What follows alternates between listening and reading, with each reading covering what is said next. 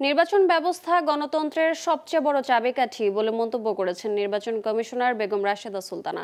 তিনি বলেন, নির্বাচনের ব্যবস্থা ধ্বংস হয়ে গেলে গণতন্ত্র বলে কিছুই থাকবে না।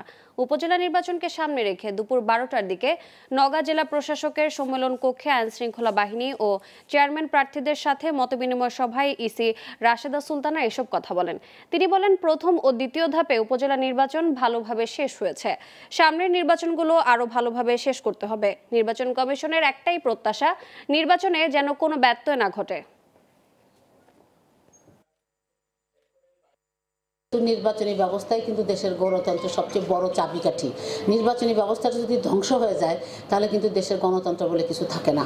আমাদের দায়িত্ব নেওয়ার পর থেকে আমরা সমস্ত নির্বাচনগুলো অবাধ, নিরপেক্ষ, সুষ্ঠু করার চেষ্টা করেছি, যাতে এই নির্বাচনগুলো সহিংসতা মুক্ত হয়, মানুষ যেন অবাধে তার ভোটাররা কেন্দ্রে আসতে পারে নির্বিঘ্নে।